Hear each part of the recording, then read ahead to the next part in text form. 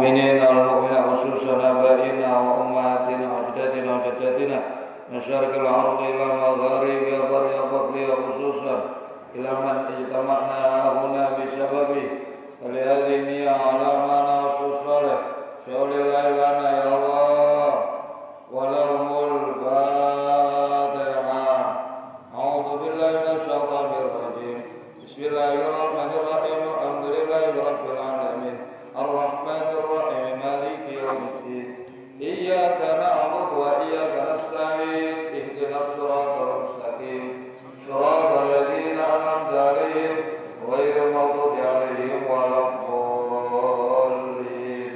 رب اغفر لي ولوالدي وللمؤمنين آمين. بسم الله الرحمن الرحيم. الحمد لله رب العالمين والصلاة والسلام على أشرف الأنبياء والمرسلين سيدنا مولانا محمد صلى الله عليه وسلم وعلى آله وصحبه أجمعين.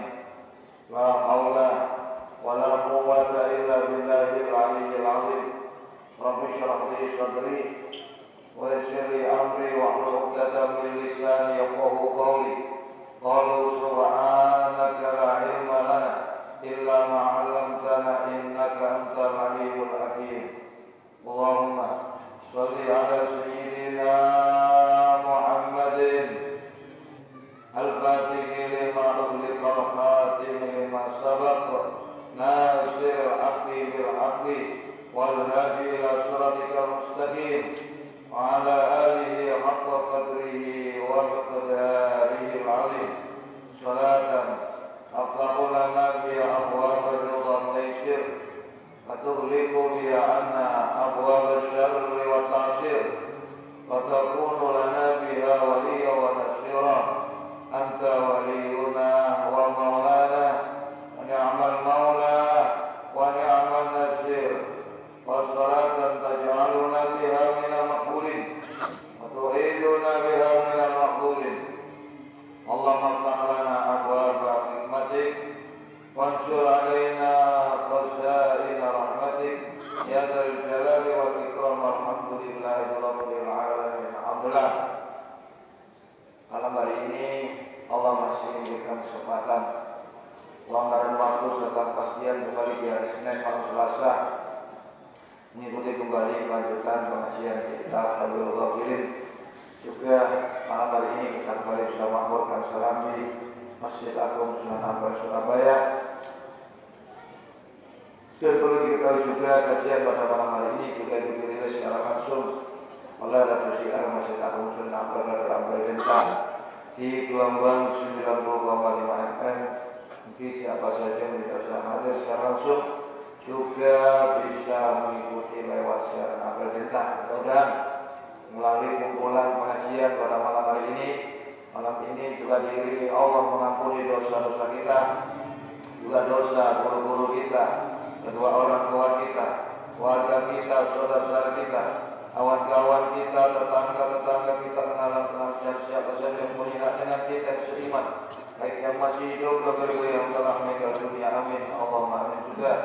Semoga Allah memberikan kepada kita tambahan ilmu yang bermanfaat dan barakah, diberikan rezeki yang halal dan keluarga kita sakinah mawaddah rahmah, berikan keturunan-keturunan yang soleh dan solehah, berikan pemimpin dan penguasa yang baik, adil, bijak, cinta dan sayang pada rakyatnya. Negeri kita, negeri Indonesia teramat sangat kita cintai, lebih-lebih kota Surabaya semoga selalu dijaga dan dilindungi oleh Allah.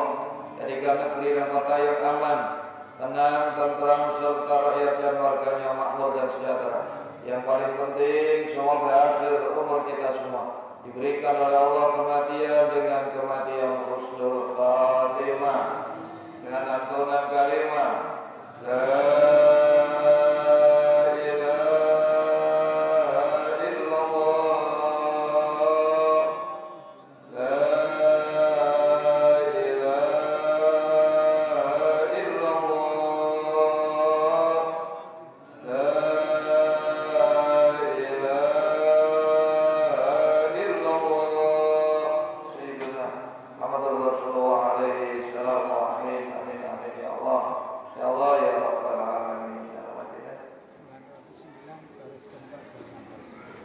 Bismillahirrahmanirrahim. Qala al-mu'allif rahimahullah. Nafa'na bihi wa bi wa bi asrarih wa bi darajati bid-daraini amin. Nang baris. Bismillahirrahmanirrahim. Wabayana mongko nuli jelasaken sapa Allah. Wabayin mongko kula aturi jelasaken panjenengan Gusti li maring ingsun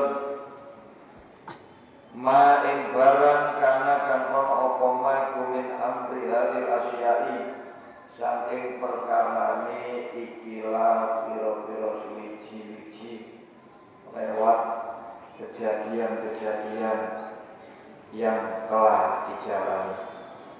Ini saya ulangi lagi, kita kamar ini masih pada bab tentang larangan melakukan ghibah dan ancaman-ancaman Allah bagi yang melakukan ghibah. Ghibah itu membicarakan keburukan orang lain di mana orang tersebut tidak ada di hadapan kita. Itu larangan keras. Sampai Al-Quran menggambarkan seperti orang yang memakan daging saudaranya sesama manusia yang sudah menjadi bangkai. Mangan daging menungso urip mawon gak oleh pomene mangan wis napa dadi kan iki nemen dilarang. Pun terkait masalah itu ada seorang nabi yang diberikan wahyu oleh Allah lewat mimpi.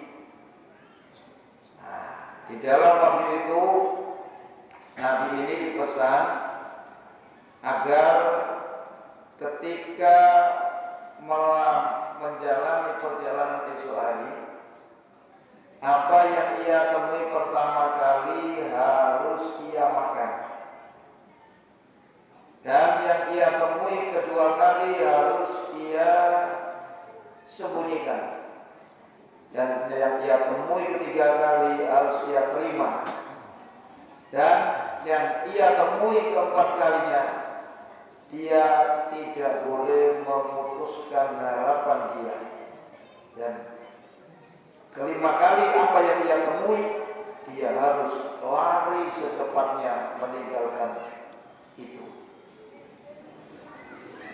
Kemudian setelah wahyu ini selesai, beliau terbangun di pagi hari memulai perjalanan. Sesuai dengan wahyu, yang pertama harus dimakan, yang kedua harus disembunyikan, yang ketiga harus diterima, yang keempat harus tidak boleh memutuskan harapannya, dan yang kelima harus lari secepatnya meninggalkannya. Pertama perjalanan, beliau mendapati sebuah gunung yang besar, yang hitam. Lah si Nabi ini bingung. Waduh, ini dikongkon mangan, ini disuruh makan, gunungnya sangat besar, gimana caranya makan? Namun beliau punya keyakinan yang kuat, apa yang diperintah oleh Allah pasti itu mampu untuk dijalan. Hanya dia menghampiri gunung tersebut.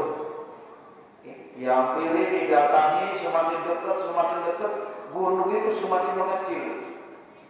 Sampai sekecil makanan yang cukup dimasukkan di mulut.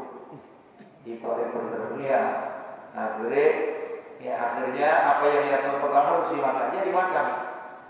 Ketika dimakan rasanya makanan ini sangat manis, lebih manis daripada madu.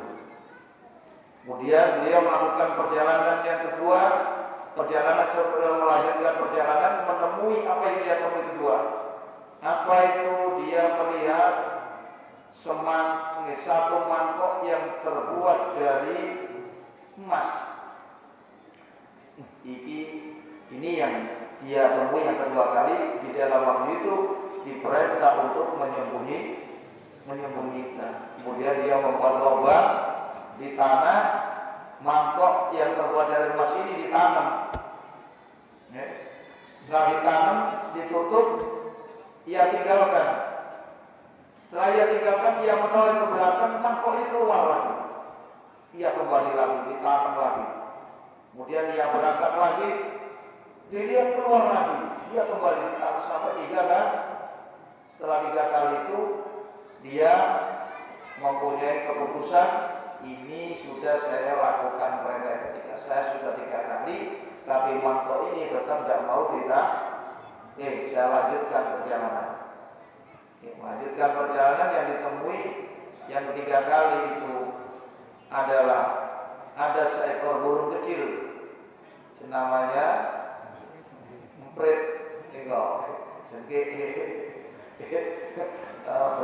beruber sama burung alam-alam, burung elang. Uber, nah burung kecil ini lari ke Nabi ini minta pertolongan. Ya Nabi Allah, tolong saya masih ingin hidup. Saya dikejar-kejar oleh burung elang. Nah, beliau ingat mimpi yang ketiga, apa yang datang kepadanya harus ia terima burung itu, ia masukkan ke dalam kantung bajunya. Nah, si elang yang mengejar juga mendatangi Nabi. Nah, dia meminta kepada Nabi, ya Nabi Allah, jangan engkau menghalangi ingin saya, sudah mengejar dia capek-capek ini. Saya seharian belum makan, baru dapat mangsa. Engkau apa? Engkau sembunyi, tolong berikan dia kepada saya. Nah, Nabinya bingung ini. Gimana ini? Tadi yang ketiga suruh menerima, tapi yang keempat, siapapun yang meminta kepada dia, jangan memutuskan harapan, usahakan untuk memberinya. Akhirnya dia punya inisiatif mengambil sebuah pisau, memotong sedikit dari daging di pahanya. Pahe pakai pupune diketok diri, dikekno tenggene alam, diberikan kepada burung elang. Setelah itu burung elang mengambil makanan itu, kemudian dia oke, sukses, tak apa-apa, ini ditutup kemudian diperban. Nah, di dalam perjalanan berikutnya dia melanjutkan apa yang ia temui kelima kalinya, ia harus lari secepat-cepatnya meninggalkan. Di dalam perjalanan itu dia bertemu sebuah bangkai yang baunya lebih busuk daripada bangkai. Boleh bau asin. Wes bangkai ini bau asin ini luwe. Nah, ini perintahnya harus lari meninggalkannya. Ya, selesai. Di malam hari ketika matahari terbenam, selesai sholat, beliau berdoa kepada Allah. Ya Allah, fabayyin. Ya Rabb, inni qad fa'altu ma amartani. Gusti, ya Rabb, sesungguhnya saya telah menjalankan apa yang Engkau perintahkan. Yang pertama saya makan, yang kedua saya tanam, yang ketiga saya ambil, saya terima, yang keempat saya berikan paha saya, yang kelima saya lari meninggalkan bangkai. Fabayyin, sekarang ya Rabb, kalau aturin jelas no panjenengan, jenengan jelaskan, tolong jelaskan pada saya tentang perkara-perkara itu tadi. Paro'a dia diterangno, tapi lewat mimpi. Ya, mau tak terangno terus di sini. Ya, setelah Nabi ini tertidur di dalam mimpi, dia diberikan penjelasan oleh Allah. Paro'a mongko ningali sapa Nabi di mana ing dalem turune Nabi, ningali anau ing stune Nabi iku kila den dawaken lahu maring Nabi apa sing den dawono amal awal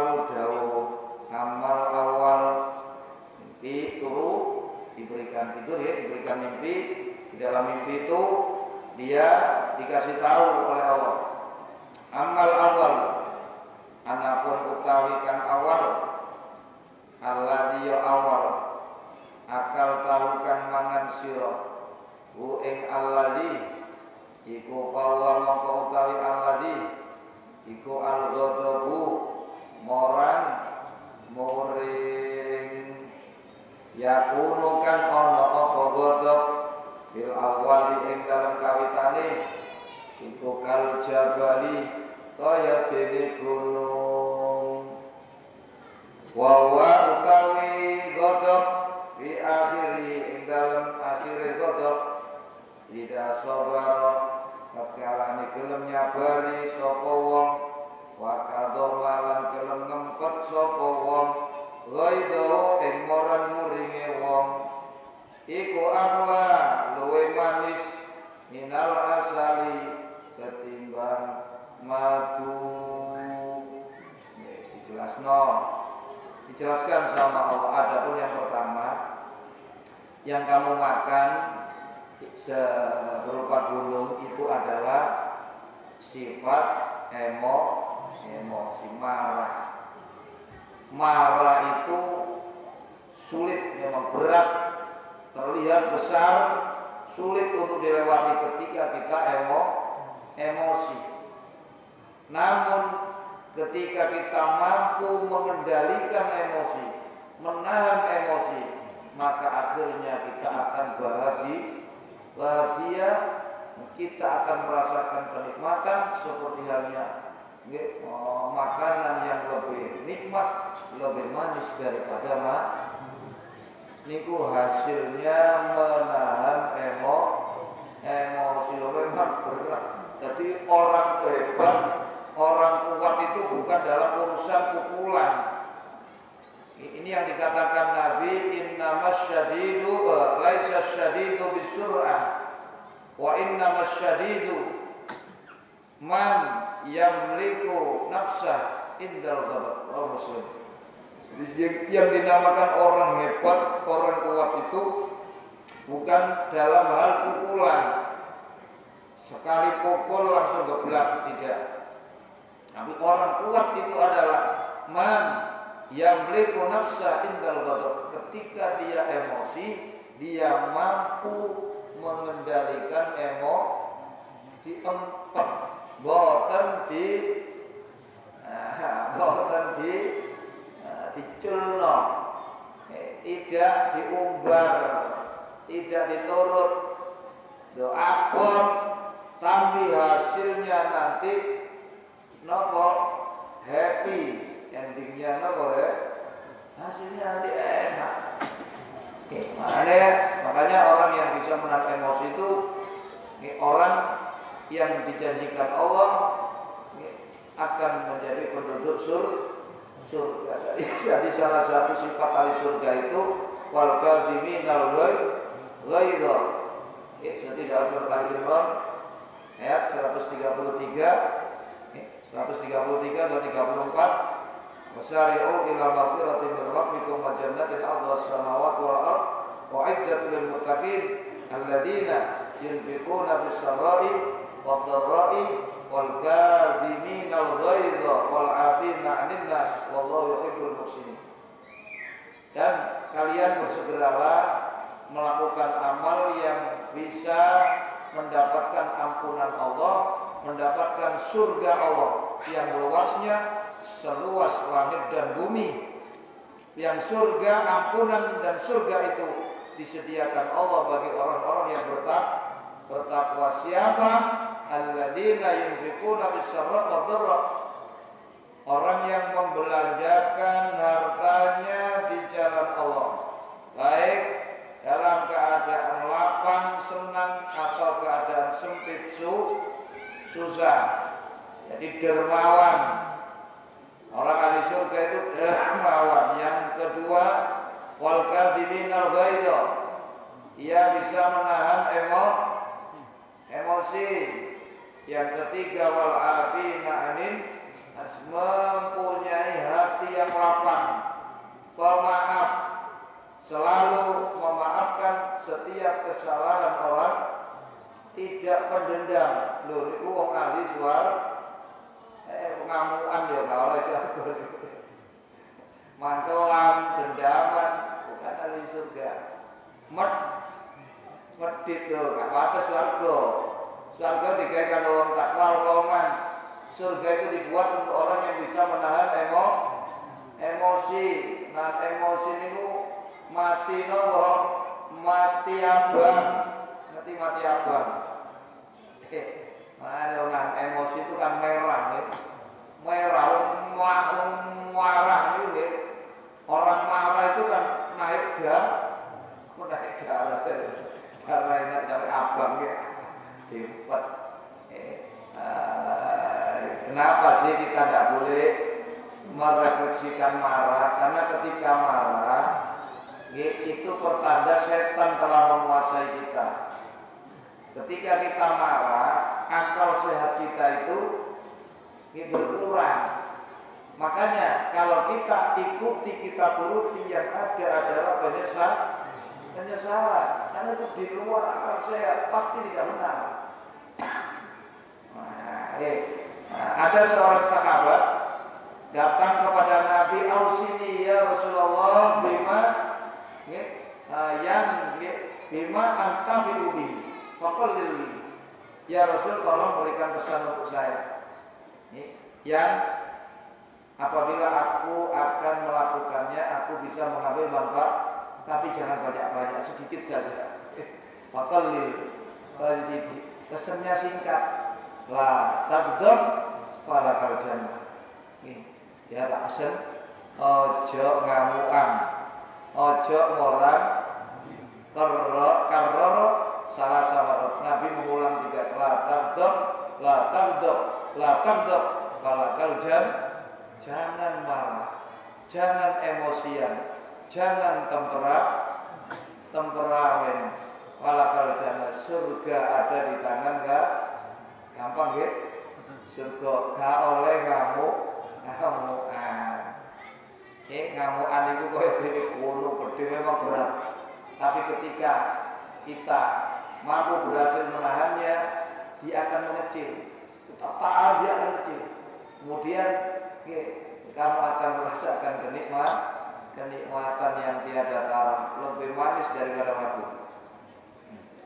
Ini mimpi yang pertama, jangan jadi pemarah. Yang kedua, wasani utawi kang nomor loro, iku bahwa mengkotai sani. Apa itu tadi? Mangkuk yang terbuat dari emas yang ditanam. Iku man utawi sapane wong iku amila, lamun ngamal sapa man hasanatan ing kebagusan, fa in kata mau mongko lamun nyingitno sapa man ing amal kang bagus, fa innahu mongko sak temene amal kang bagus iku yadaru tetep nampak apa amal kang bagus. Jadi sing dimaksud mangkok yang terbuat dari emas itu adalah amal kebaikan. Amal kebaikan itu jangan kamu pamer-pamerkan, jangan kamu tampak-tampakkan, sembunyikan. Apapun kebaikan, meskipun disembunyikan, dia pasti akan tampak sendiri. Tidak perlu diumum-umum, no. Nek sampean iklan-iklan, no, sampean share, sampean posting, bahaya. Bahayanya itu terkena riya. Terkadang diiringi Nah itu akan menghapuskan pahala amal kebaikan. Hanya amal kebaikan meskipun tidak kamu tampakkan, dia akan tampak sendiri. Seperti dalam mimpi itu, emas itu meskipun ditanam dia akan keluar. Jadi di sini pesan yang kedua adalah lakukan amal kebaikan secara sembunyi-sembunyi. Itu lebih baik daripada terang-terang, karena lebih aman dari riya, lebih aman dari sifat ujub. Beda dengan orang yang punya ilmu. Sama ini orang awam. Jok niru-niru nopo Pak Yai, jok niru. Wis biarin, yang penting sampean berhati-hatilah di dalam amal kebaikan. Karena amal kebaikan itu rawan disusupi nafsu untuk kesombongan, untuk unjuk kebolehan, untuk menunjukkan, mencari ridho orang lain. Ini lewat amal kebaikan. Wasali surutaikan nomor 3 iku iktamanaka kan mercoyaken sapa man iku man wong iktamanaka kan mercoyana sapa man ka ing sira bi amanatin kelawan siji amanat fala takunhu moko aja khianati sira ing man. Adapun mimpi yang ketiga, apa yang datang kepadamu terimalah. Terima. Nah, itu yang dimaksud adalah siapa yang memberikan kepercayaan kepada kamu, amanat kepada kamu, itu yang lebih baik diterima selama kita mampu menjaga Tapi boleh enggak saya menolak amanah? Boleh. Kalau kamu merasa tidak mampu, tapi sangat dianjurkan menerima amanat yang kamu beban, yang dibuat itu pahalanya besar, tapi ya ampun.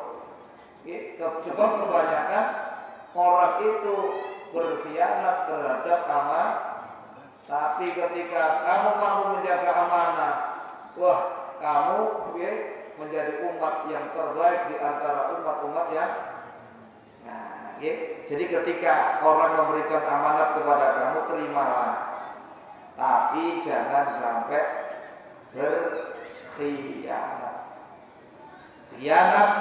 Al-khianatu tajlibul faqra wal amanatu tajlibur rizqa. Orang yang mengkhianati kepercayaan itu bisa mendorong seseorang pada kefakiran. Orang yang bisa menjaga amanat masih sekelas RT, diamanati iuran, diamanati nopo jabat, lo boten tiga seneng dibalik tiga sesuai karo nopo. Loh, orang yang seperti itu gak tambah marah, iku narik rezeki ini dawailah biwadelami. Jadi khianat itu bisa mendorong seseorang pada kefakiran, amanah bisa mendorong seseorang mendapatkan membuka jalan rizki. Bahkan ada satu hadis yang dibawakan oleh Imam Ja'far Shadiq, ini keras hadisnya. Laisa minna man akhlafa bil amanah. Bukan termasuk umat saya, kata Nabi, orang yang mengkhianati Jadi gak usah tadi PKI ya. Oke, Anda diberikan amanat, sampai terima, tapi ternyata Anda opomene disumpah di Quran dijaga diukur ndas lho nggih. Ya waduh. Orang seperti dajjal. Gak duwe izin sudah. Padahal ada dokumen ini.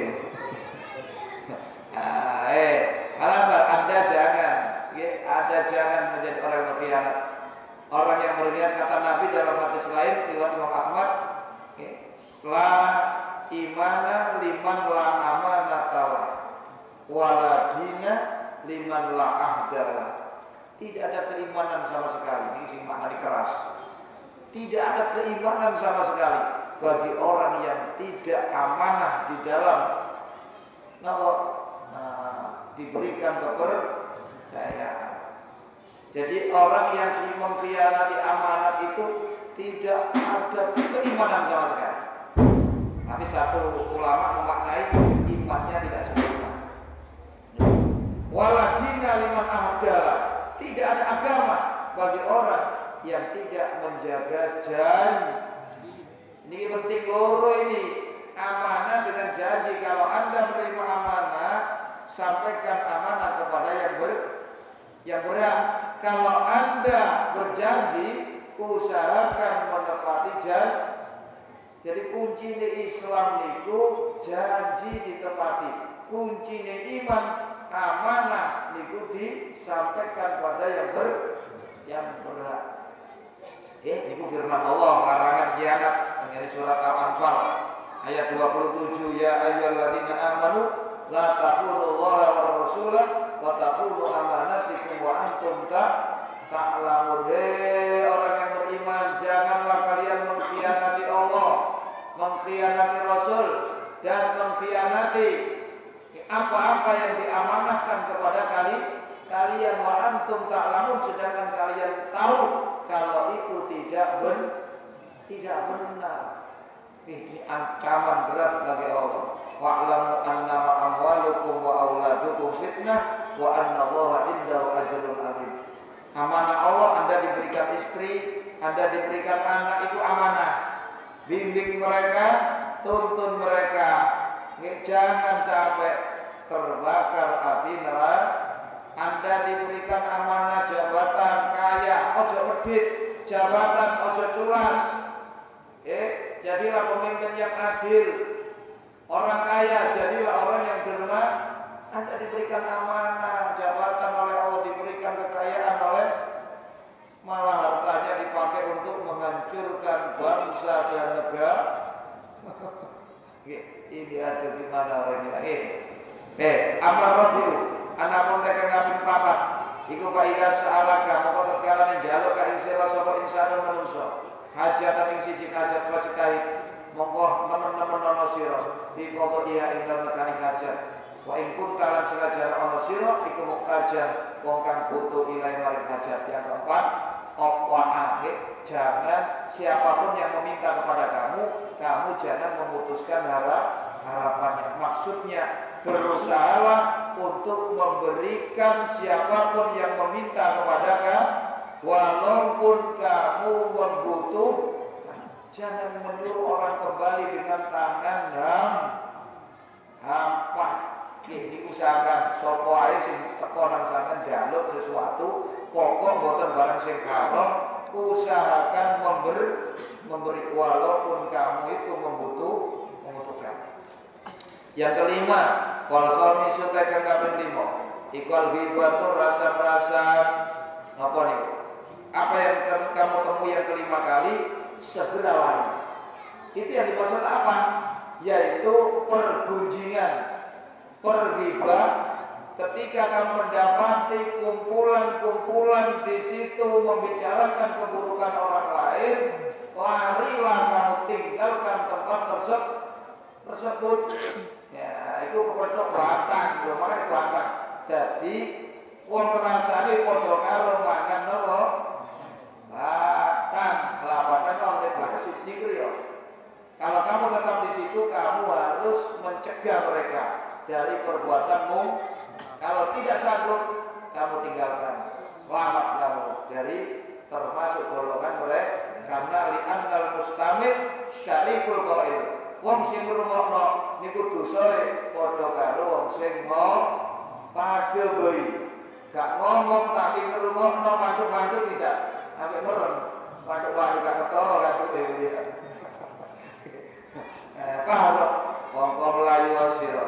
Innalladzina saking ngomong akeh yaktabuna kang padha merasani sapa alladzina annasa ing manungsa wallahu a'lam is sababun namimah wallahu a'lam is Allahumma shalli wa sallim wa barik alaihi wa ala alihi ya rabbi bil mus baligh ma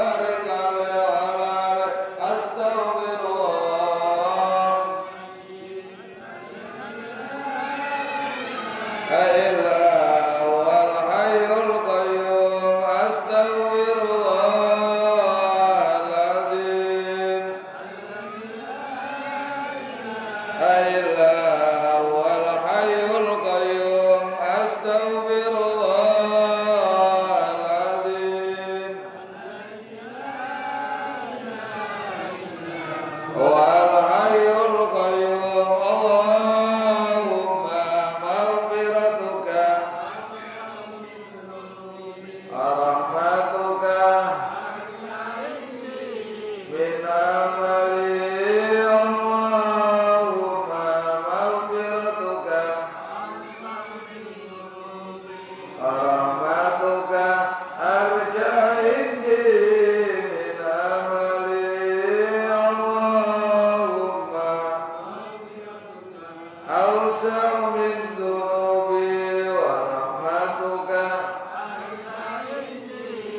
min amali Allahumma anfa'na bima 'allamtana wa 'allimna ma yanfa'una zidna ilman nafi'a waj'alna ya Allah min awliyaikal muttaqin wa isrikal muttaqin wa ibadikal salihin wa ahli ta'atika ajma'in wa aminna fitnatul mahya wal mamati wa fitnatul masih dajjal fitnatul qabri wa azabi yawmal barsih min adzabin nar wa ighfir lana li walidayna wa syayikhina amhum wa rabbana shighara واختم لنا بالإسلام واختم لنا بالإيمان واختم لنا بحسن الخاتمة برحمتك يا أرحم الراحمين اللهم بارك لنا بأولادنا ذرياتنا وقدم ولا تضر وبكم لطاعتك ارزقنا بره برحمتك اللهم بارك لنا في الموت وفيما بعد الموت باسمك العظيم ورضوانك الأكبر برحمتك يا أرحم الراحمين ربنا آتنا في الدنيا حسنة وفي الآخرة حسنة وقنا عذاب النار وصلى الله على سيدنا محمد وعلى آله وصحبه وسلم تسليما كثيرا سبحان ربك رب العزة عما يصفون وسلام على المرسلين والحمد لله